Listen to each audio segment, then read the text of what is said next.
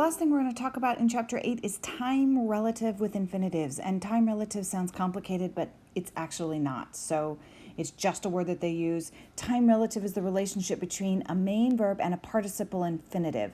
So the tense of the infinitive in an indirect statement must be translated into English relative to, basically with regards to, right? Looking at the tense of the main verb. That's why it's called time relative. It's not magical or special or anything.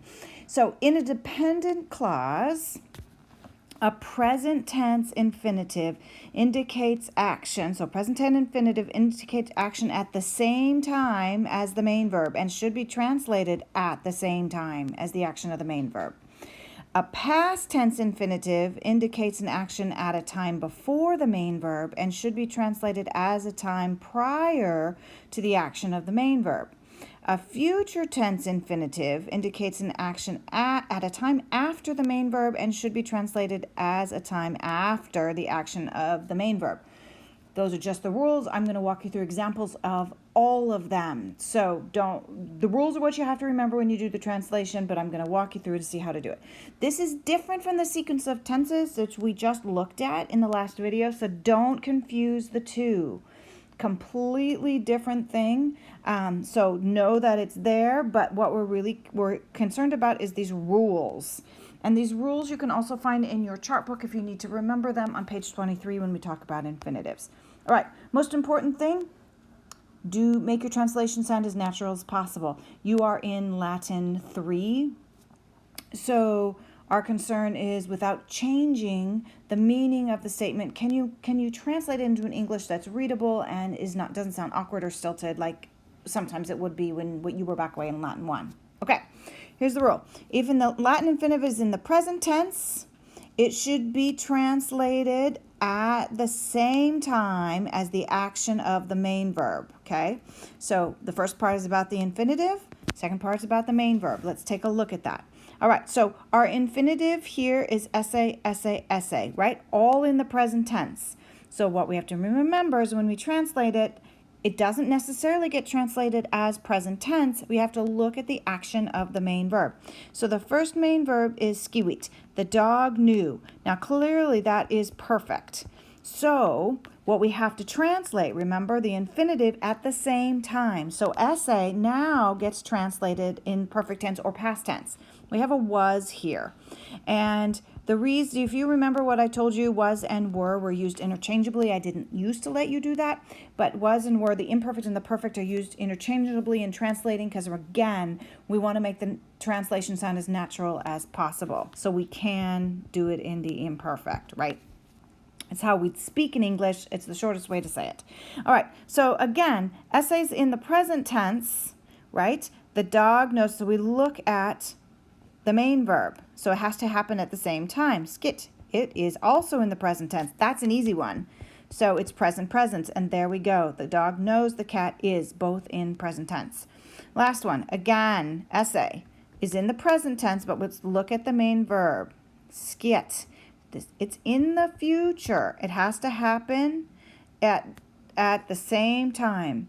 So here's the tricky part. We have to translate this happening in the future while I'm talking in the future. And at the moment I'm talking in the future, to me that moment is the present because that's where I am in the future. So we're not going to translate essay in the future. We're actually going to translate in the present. So the verb is will the dog know. That's the main verb. It's in the future. But while I'm talking in the future, I'm actually in the present to myself. So this has to be present tense. Otherwise, it would be the future of the future. Will the dog know that the cat will be brave? And that will the dog know that the cat? So you've got the future. You cannot be talking about sometime in the future of the future. You have to be talking about at the same time of the future, so it's present in the future. Right. Think about that as you do it. I know it makes your brain hurt. Pause if you need to for a moment. All right, let's take a look at the next one. If the Latin infinitive is in the perfect tense, it should be translated as time prior to the action of the main verb. All right. So let's take a look at our infinitive here. edisse, all the same.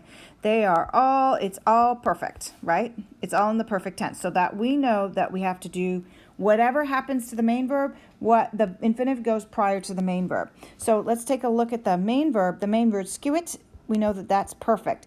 So we have to translate the infinitive as before perfect. So do you remember what comes before perfect?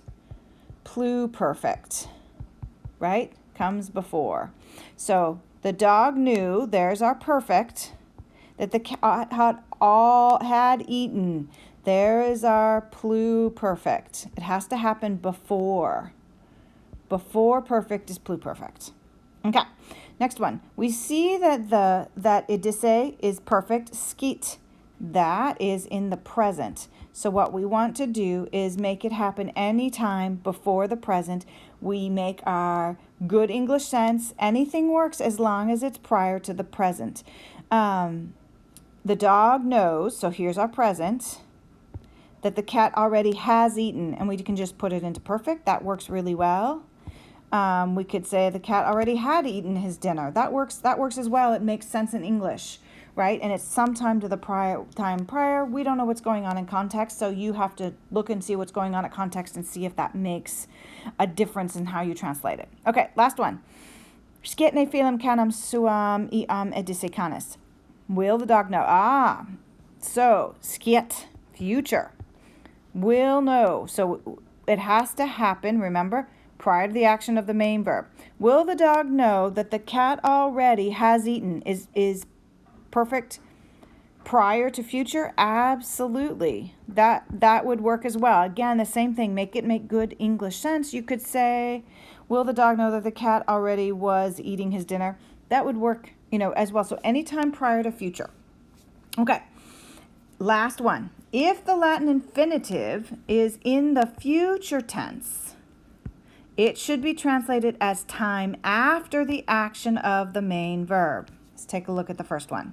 So, canis filum canam suam iam isurum esse skewit. So here we go. Isurum esse, isurum esse, isurum esse. So we have a future infinitive. So let's look at the action of the main verb. Skewit. It is in the perfect. The dog knew. So anytime after perfect, right? So the past tense of will is always would. So time after will be expressed by would. So just so you know, where does would come into it? This is actually future. And if you think about it, it actually sounds future. The dog knew that the cat would eat. So we've got perfect here and a time after. So future comes after perfect, right? Okay. Canis filum canam suam isurum esse skit. So take a look. Skit is in the present tense. So any time after the present tense has to be future. So you are going to translate this future, which it actually is. The dog knows, present, that the cat will eat, future, his dinner. Last one, and question again. Skitne canis filum canam suam isurum esse. So again, will the dog know? We have a future. All right, so here it has to happen after future. What is after future? Well, after future more in the after future of the future. Will the dog know? Sometime in the future, will the dog know that sometime in the future, after that, after he knows, so it happens after the dog knows. After that, the cat will eat. So here is the time where we have the future after the future, not the what's going on in the future. So after he knows, the cat will eat. This thing happens, the cat will eat. In the future, the cat will eat after the dog knows, okay? So same thing. So then we've got future tense, and we're going to translate this one also as a future tense. All that's left is for you to actually get to your homework, take a look at these rules, and see if what you've learned here makes sense. You can always go back at any time and look at this. You've got examples in your book as well, but give it a shot.